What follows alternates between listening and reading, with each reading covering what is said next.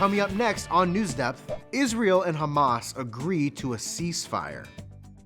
There is an agricultural crisis affecting farmers. Mary tells us about a few of our state's top crops. And a library welcomes new visitors after going viral. NewsDepth is now.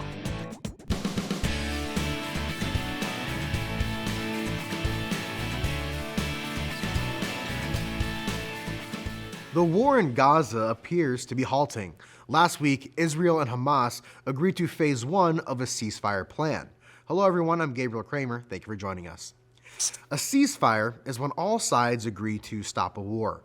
On October the 8th, Israel Prime Minister Benjamin Netanyahu approved the ceasefire plan that was proposed to the United Nations by U.S. President Donald Trump. Israelis and Palestinians are already expressing excitement and joy. The moment many have hoped and prayed for is finally here. It is important to understand that the ceasefire is not a peace agreement, and experts say the road ahead is still a long and difficult one. But as Amy reports, these first steps are already helping thousands. This really is the end of the war. Israel and Hamas say they have agreed to phase 1 of a ceasefire plan.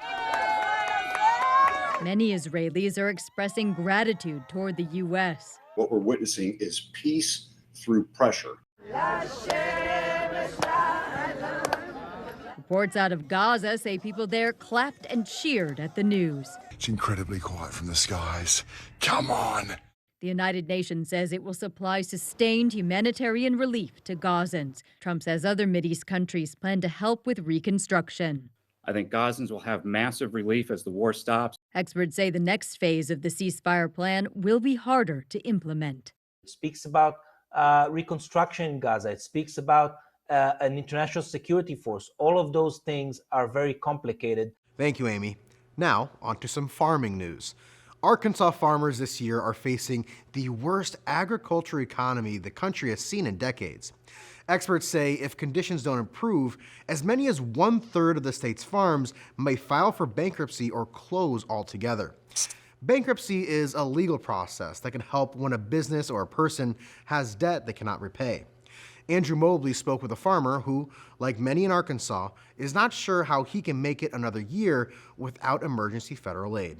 Brad Peacock is a fifth-generation Arkansas farmer. He started with 88 acres in 2012 and now has 1,500 acres that he rents and farms on. When you look at legacy and you think, my family's been doing this 100 years. I mean, just the grit, the determination that the generations before me had. You weigh that like, am I the last? But grit and determination aren't enough anymore. Farmers are now at the mercy of so many external forces that no matter how hard they work, no matter how good a crop they grow, it doesn't matter. Incessant rain and a flooding White River earlier this year cost Peacock a corn crop and other fields, some of his best soil. Add to that high input costs made worse by inflation, and it all means that row crop farmers like Peacock have little to no chance of breaking even this year. So even if we cut the best crop, it doesn't stop the price dropping tomorrow.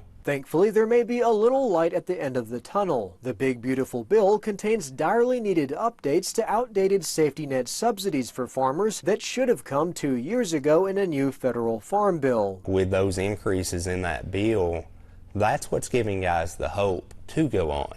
That if we can make it till then, we can make it. But the problem is farmers won't see any of those federal dollars until November next year. And many of them likely won't make it that long without emergency federal funding in the interim, because most of their loans are due in February. That doesn't do any good if your loan renews in February of 2026 and you can't pay it off, and you don't have the equity to pay it off. Seeing the scale of the crisis, Arkansas's congressional delegation, led by Senate Ag Committee Chair Senator Bozeman, are working to secure emergency funding to help farmers survive until the updated safety net kicks in. But it's a race against time. Farmers are already filing for bankruptcy, and some who have farmed for generations are quitting the business. Peacock and his wife have a 6-year-old son who already dreams of continuing the family legacy. But will he even get the chance to? Thank you, Andrew.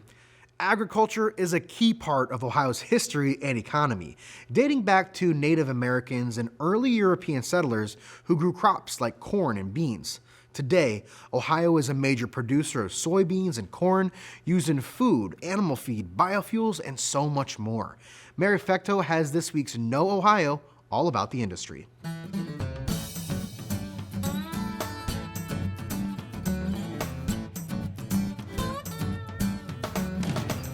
Boy, is anyone else hungry? It's getting close to lunchtime, and thankfully, I've got lots of delicious options. But do you ever think about your food? I mean, really think about it. Almost everything we eat was grown for us by a farmer. And it's not just our food. Sometimes farmers had a hand in the clothes on our back and the fuel in our tanks. Maybe some of you live on or near a farm. That wouldn't be too surprising, because guess what Ohio's #1 industry is? I hope you guessed farming, because it's farming. But when we talk about farming as an industry, we tend to call it agriculture. That's just a fancy word for all the different types of farming, from raising animals to growing crops. But farming is also one of Ohio's oldest professions. Before Ohio even officially existed, the people who lived here made their living farming. Ohio's Native Americans grew corn, beans, and all kinds of veggies, like squash, sweet potatoes, and cabbage. And the first European settlers in Ohio also took up the trade. Before the 1800s, there was no Kroger or Giant Eagle. If you wanted to eat something, you had to grow it yourself. And that's exactly how the first Ohioans fed their families. They raised wheat, corn, and other grain crops. By 1849, Ohio produced more corn than any other state, and that's still one of our top crops today. But our #1 crop is the soybean. Soybeans and corn are #1 and 2 because they're so versatile. Even if you don't see these guys on your dinner plates, they can be used to feed animals or used to make biofuels, sweeteners, and cooking oils. But we're coming up with new ways to use them every day, like in plastics and building materials. If you've driven around our state, chances are you've seen one of these farms in action. But sadly, the number of farms in our state is on the decline. By the early 1900s, most Ohioans were living in urban areas. And today, farmers as a group are getting older and older. Most farm owners in Ohio are over 65 years old, and younger generations aren't embracing this way of life. That's bad news for us, because without farms, we have no local food source. Because this way of life is slowly fading, the Ohio Department of Agriculture started honoring farms that have continued to operate. The Century Farm Program is meant to recognize the many contributions of family farms that have been around for over 100 years. And we can do our part too. A great way to support Ohio farmers is to head to a farmer's market. There you can meet the farmers that grow your fruits and veggies and buy food directly from them. My favorite thing to buy from my local farmer's market is Ohio's official state fruit, the tomato. Sometimes it's fun for city folk like me to talk to farmers at the farmer's market and maybe get some tips for my own sad, suffering garden. It's a good thing Ohioans today don't need to grow their own food like they did hundreds of years ago. With my black thumb of death, I'd probably starve. Speaking of, lunchtime? Ooh, that looks delicious. And I'm getting hungry. Thank you, Mary. Back to the farm. Let's see what NewsHound has found for this week's petting zoo.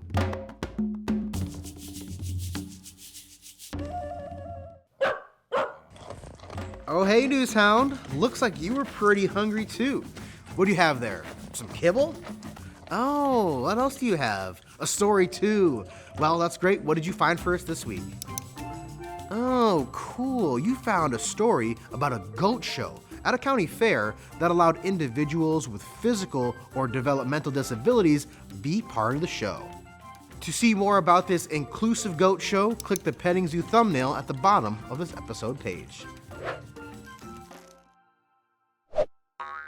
Thanks for the story, NewsHound. Now let's visit a different kind of farm, a shrimp farm in Nebraska. Shrimp is certainly not a top export in landlocked Nebraska. However, it's not impossible to raise the seafood in the Cornhusker State.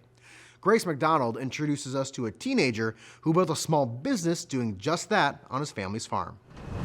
On a farm near Cook, Nebraska, 19-year-old Nolan Wellensick goes fishing. You dip this in the water and, oh, we got one in there. You don't typically see livestock like this in our triply landlocked state. So that vein is their large intestine. So when I come in here to feed them, I pull some out, and if there's a break in that vein, that means they were at a period in time they were not eating. And if they're not eating, something's wrong. Before the Pacific white-legged shrimp ends up on your plate, Nolan monitors the oxygen, temperature, and other factors in this ecosystem he's rigged up in a swimming pool. The more oxygen they have in there, the better they're going to do and the faster they're going to grow. Nolan Wellensick orders 15,000 shrimp from a place in Fort Lauderdale, Florida. Then he moves them into this nursery on May 1st until the shrimp are large enough to be moved to the bigger tank behind me. Just Am I grab picking it up? Just pick it, or if you All want right. to grab it. Ooh, it's fine. These are as big as the white of your pinky finger when you first get them? So, but if I were to clip the white on my fingernail, that's how big they would be. A small idea for a high school FFA project led to the Big Red Shrimp Company. Well, it kind of started off as a looking for a way to go back to the National FFA convention. Me and my dad were talking about if you could do something with goats, cattle, sheep, hogs. And then he said, well, you grow shrimp. At 17 years old, Nolan learned from a shrimp farmer in western Nebraska. He's come a long way since his first harvest. As his business grew, Nolan never actually competed with his shrimp in FFA. He moved on to study mech systems as a part of the Angler Agribusiness Entrepreneurship Program in Lincoln. Pretty much my whole family, grandpa, great uncle, and my other uncles and father also farm. That's kind of the main goal right now, and then also expand this and do this on the side. With hopes of putting up a larger building, Nolan is providing a fresh delicacy for his neighbors and serving a larger purpose on his family farm. Nolan says most of his shrimp go straight to consumers, and that's why he's almost sold out for the year. Great job, Nolan. I've always been impressed with students who have a bit of technical savvy, creativity, and an entrepreneur's spirit. An entrepreneur is a creative person with big ideas who starts their own business to solve a problem or make something new, taking on risks to make it successful. The entrepreneurial spirit is alive and well at Bay Village Middle School, where some students are enrolled in a business program called Launchpad, which they are using to launch themselves into a bright future. They are this week's A+ award winners. The students in Launchpad are challenged to come up with a product and pitch it to the school's leadership team. Once their products are greenlit for production, the teams of students have to design and create prototypes, come up with a marketing strategy, obtain their raw materials, and produce their products for the marketplace. When we visited, we had the chance to meet with 9 separate teams. Goober Incorporated is manufacturing 3D printed fidgets. They told us that the fidgets are a great item because they use them themselves to stay focused in class. The 3D case crafters are using Tinkercad to create phone cases. They told us that one of the big lessons they learned was that you can't shortcut on prototyping because that step helps you perfect your product. The key crafters are using the Glowforge to create Bay Athletics themed keychains and dog tags. They told us that they were inspired by the many classmates that have tags on their book bags from past activities and competitions that they've participated in. The Elegant Essentials are also using the Glowforge, but they're using it to create claw clips and charms for bracelets. They told us that they are excited to share their claw clips with their classmates because they are a popular accessory. Furry Friends are making yard flags and dog bandanas for their pets. Newshound gives that product 2 paws up. Hat Harbor is making Bay Rocket themed hats. They told us that they're working to make sure their hats print without wrinkles because details matter. The Big Nas is making Jersey themed keychains, and this team even customizes their keychains for specific numbers. The Poppers are creating umbrellas with Bay logos. They told us that they were at a game a few weeks ago and got rained on. Nothing like a product created out of a personal need and experience. And of course, we want to give a big shout out to the JD Crafters who are making tote bags, and they made one specifically for us. This week's A+ award goes to the Launchpad students at Bay Middle School. I mean, check out this craftsmanship. Keep up the great work. Now let's get back to the farm. The students in this next story are learning to use new tech for dairy farming. Just north of a town called Wausau is Wisconsin's Agriculture Center of Excellence, and it's transforming the dairy farm with cutting-edge AI. AI, which many of you may already know, stands for artificial intelligence. This agricultural center is the only working dairy farm and learning lab in the state. Students here train in managing livestock and equipment while testing advanced technologies before they are rolled out to other farms across the state. Tech like AI-powered milking robots, drones that monitor crops, and semi-autonomous tractors that can handle fieldwork. These innovations can improve animal care while also helping with labor shortages. Nina Sperano is in the field. Just north of Wausau, you'll find cows with cutting-edge AI. This isn't just a farm, it's the Agriculture Center of Excellence, the only working dairy farm and learning lab in the Wisconsin Technical College system. Doing what 402 is doing here, just chewing her cud. That's her, as happy as we can get her. Here, students learn to manage cows, crops, and equipment, while new AI technology is tested and shared with farmers across the state. So AI is changing farming here because we're able to pull just tons and tons of data. So off of our robots, we're able to talk to actually track cows and see slight changes in each of their udder production. Milking robots can spot irregularities before farmers even know there's a problem. Drones map entire fields, catching diseased crops from the sky. And semi-autonomous tractors doing the work without a hand on the wheel. The newest experiment, an ingestible sensor inside the cow, measuring her temperature to 1/10 of a degree. And that'll help us really help determine when the cow is ready to be bred, when she's going to have her calf, and it even fluctuates throughout when she's drinking water and things like that. But it makes a predictable algorithm so that we can still tell something's going on with that cow at 0.1 of a degree Fahrenheit. But AI isn't just about healthier cows. It's also about the people who care for them.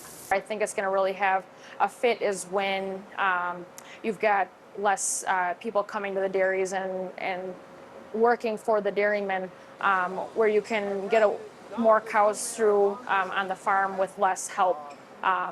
It'll help with the cost of the labor on farms, but it'll also help with the efficiencies. And farmers say this is just the start. Electric tractors, autonomous robots,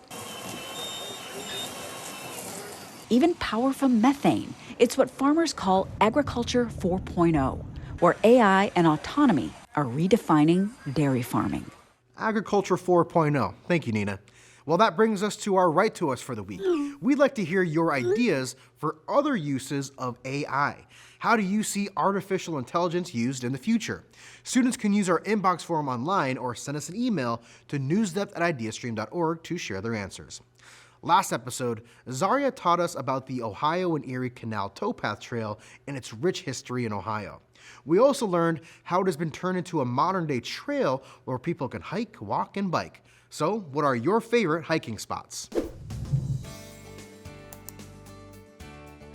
Juliana from St. Catherine of Siena School in Cincinnati said, "My favorite hiking spot is the Grand Canyon.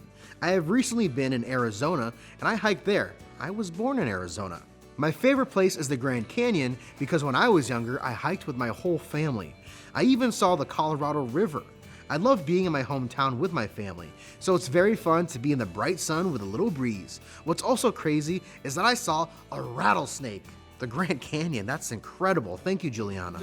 Charlotte from Buckeye Intermediate in my hometown, Medina, said, "My favorite hiking spots are by water, lakes, and streams. It is super fun because there's a type of water you can look at and you can also put your feet in the water. It is so pretty and fun. Sounds nice and relaxing." Great job, Charlotte. Ruby from North Ridgeville Academic Center in North Ridgeville shared, "My favorite hiking spot is the Cleveland Metro Parks. It is so awesome." Agreed. The Metro Parks are beautiful. Thank you, Ruby. Elise from Chagrin Falls Intermediate in Chagrin Falls said, "My favorite hiking spots are when you aren't really on a trail. I like exploring and seeing new stuff. Also, I like walking through creeks with not a lot of people around. Also, I love taking my dog, Flynn, Flynn loves hiking, but the problem is that I have to carry him when we walk across the creek. Hiking is one of my favorite hobbies, same with my dog. Does Newshound like taking hikes? Thank you for asking. Newshound loves a good hike. Ain't that right, Newshound? Thanks, Elise.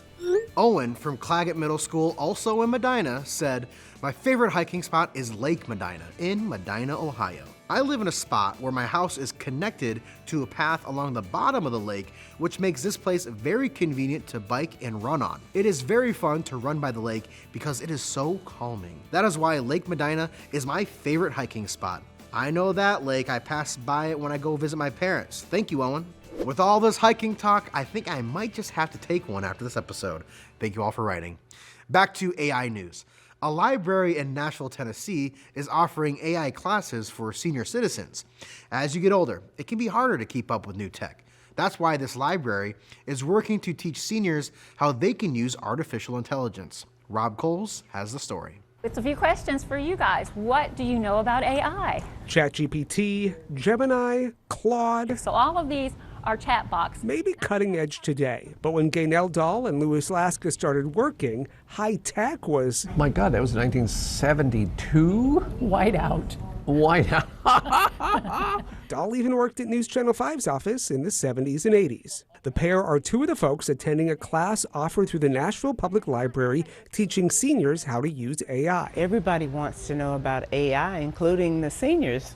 So we want to give them a little introduction to AI as well. It's part of the library's Digital Inclusion Week. NPL's Marion Chrisman says so many people have questions about this emerging technology. What is it? What can I do with it?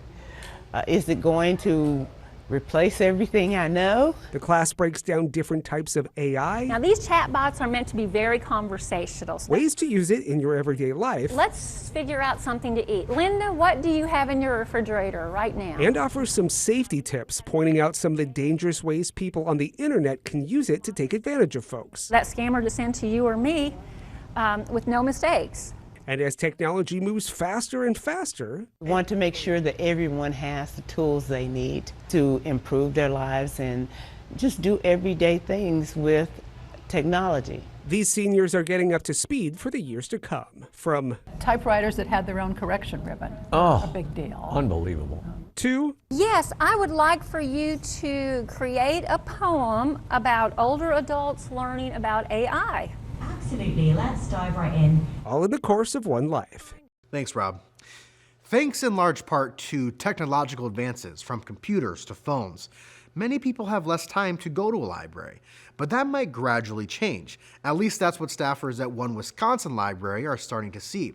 The New Berlin Library posted a TikTok video that went viral, and now more and more visitors are learning about the great programs their local library has to offer. Kaylee Starl reports on this library's next chapter. You can't trust everybody, but you can trust the New Berlin Public Library. That video now played more than 13 million times, and it begs the question, who says you can't fall for a library? New Berlin Library, how may I help you? Tiff Kelly will tell you that's what's happening in New Berlin. I might be a little biased, but I would call it a magical place. This magical place filled with much more than just books. Underneath the main floor is a library of things all their own. Things you wouldn't think about, maybe something you need to use once, but never again. So we have it for you to borrow, so you don't have to spend the money on it. Think giant board games, bikes, microphones, and more. Like a radon detector? All giving the term checking out a whole new meaning. I was amazed, but our library is actually very cool. There's so much stuff here that you can rent or just get for free. And now that it's October, one of those things are Halloween costumes. This one? A look for the rack of more than 140, and Kathy Ann was set. I mean, how can you not, right? While Halloween may be about dressing up, what's happening here is all about showing up. We want them to read and learn things and educate themselves, but we also want them to be able to have fun and enjoy themselves. That community showing up in record numbers this summer, and now thanks to this video, showing up all over the world too. You can't trust everybody. We've been getting emails from people in Australia and the Philippines. A lot of the comments are just like, wow, I need to go back to my library, which is the coolest thing. That's why we do anything that we do. So I kind of just hope it's a big victory for libraries everywhere. From books to board games, this library's got you covered, proving that when you take a trust ball into your community, sometimes it catches you. All you need is your library card. Thank you, Kaylee. I love going to the library. The excitement of looking for a new book, seeing all the events they put together. I think libraries are a great public asset to communities. Our poll this week is an easy one. How often do you use your public library? You can choose between every day, every week, once a month, sporadically, that means every once in a while, or I haven't been yet, but I plan to visit soon. Last episode, Jeff told us about invasive species in our state and how sometimes they are introduced to new environments on purpose and other times by accident. Our poll question last week was, have you noticed any invasive species in your neighborhood? 81% of you reported seeing invasive species, while another 19% voted for no. You haven't noticed any where you live. Thank you all for voting. And that's a wrap for today's show, but we'll be back next week with more news and more stories. Until then, you can keep the conversation going because we always like to hear from you, and there are plenty of ways for you to stay in touch with us. You can write to us. We're at 1375 Euclid Avenue, Cleveland, Ohio. Our zip code here is 44115. You can email us at newsdepth@ideastream.org. Plus, you can catch all of our special segments on YouTube. Hit subscribe if you're old enough so you don't miss out on any of our new videos. Thank you for joining us. I'm Gabriel Kramer. See you next week.